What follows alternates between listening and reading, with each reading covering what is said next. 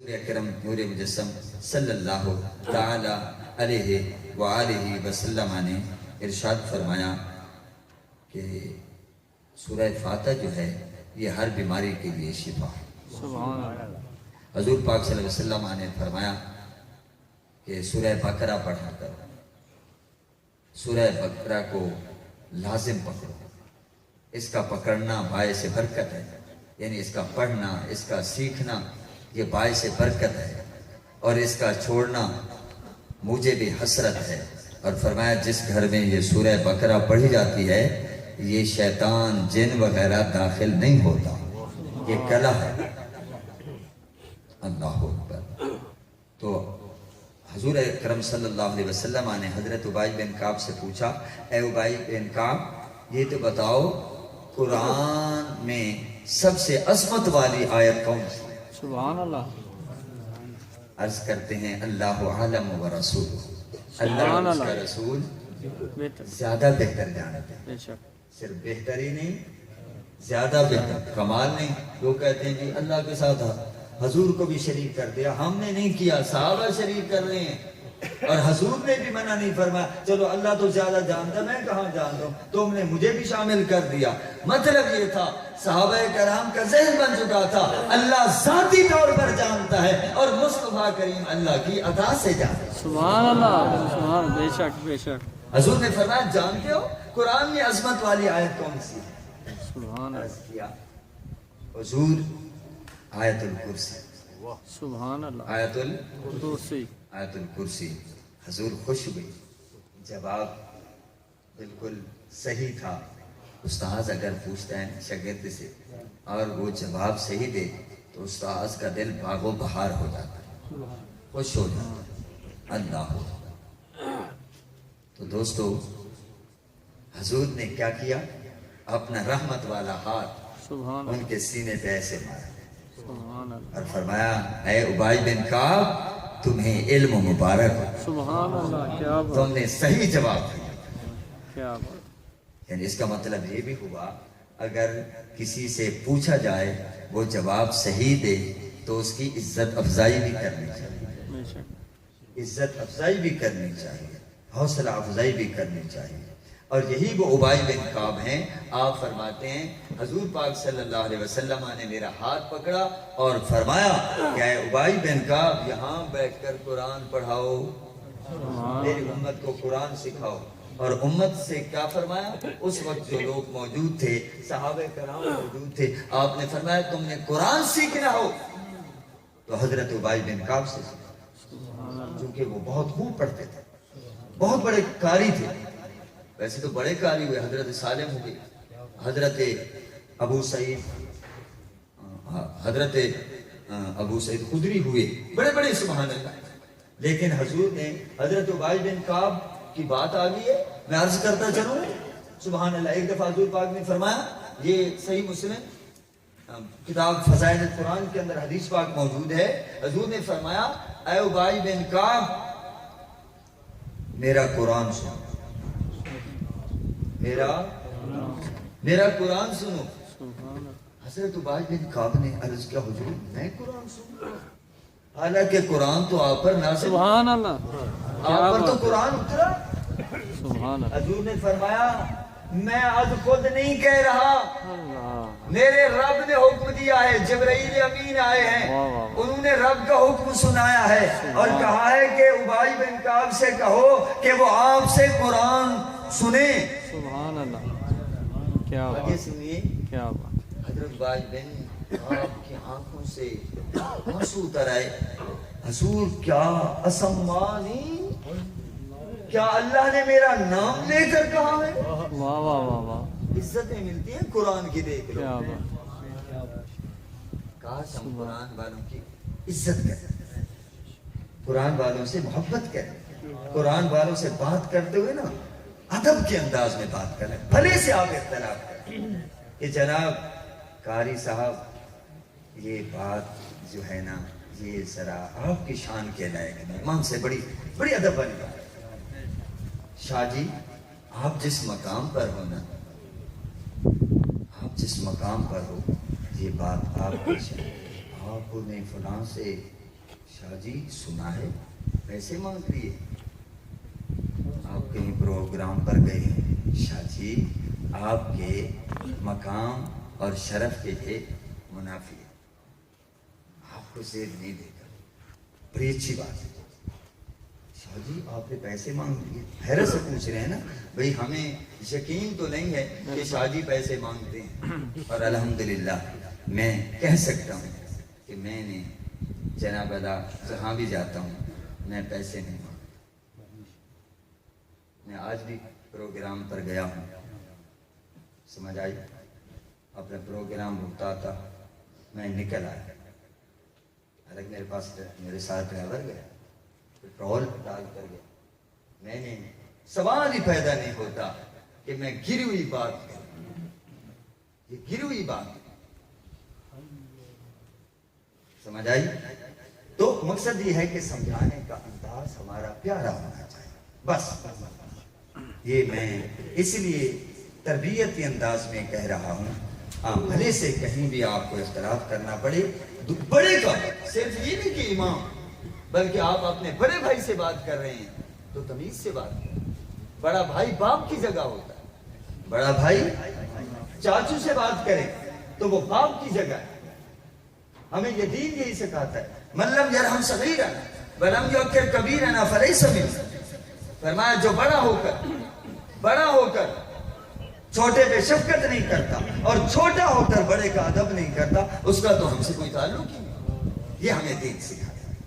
बाहर गए, देखिए कमाल नहीं हो गई कि अर्ज करते हैं असम्मानी, क्या मेरे रब ने मेरा नाम लेकर कहा है? हजूर ने फरमाया हाँ रब ने तुम्हारा नाम लिया है। तो जब सुना ना कि मेरे रब ने मेरा नाम लिया है तो खुदा कसम आंखों से आंसू जारी हो गए, रोते रहे।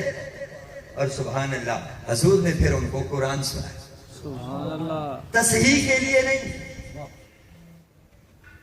भाई, उन्होंने तो खुद हजूर से कुरान पढ़ा, हजूर की तस्हीह कौन कर सकता है? हजूर क्यों सुना रहे हैं?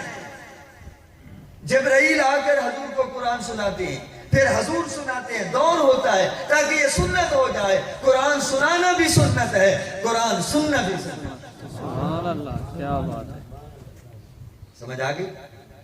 अल्लाह। और हजरत अब्दुल्लाह इब्न मसूद रज़ी अल्लाह ताला अन्हु से फरमाया, ये भी फज़ाइल कुरान के अंदर हदीस पाक मौजूद है, ये हजरत अब्दुल्लाह इब्न मसूद से फरमाया कि अब्दुल्लाह इब्न मसूद तुम मुझे कुरान सुनाओ, तुम मुझे कुरान सुनाओ। अल्लाहु अकबर। हुजूर मैं आपको कुरान सुनाऊं, आप पर कुरान नाज़िल हुआ है। फरमाया कि अल्लाह का हुक्म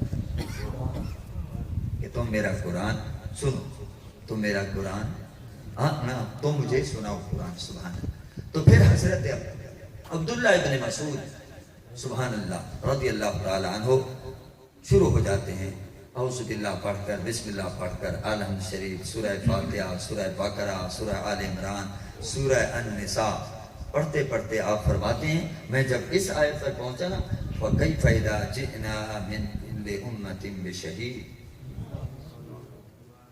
वो कैसा मंजर होगा जब हम हर उम्मत के लिए गवाह को लाएंगे और सब पर आपको गवाह बनाकर लाएंगे। आप फरमाते हैं मैंने आंख खोल कर देखा, हजूर की आंखों से आंसू जाए। अल्लाह।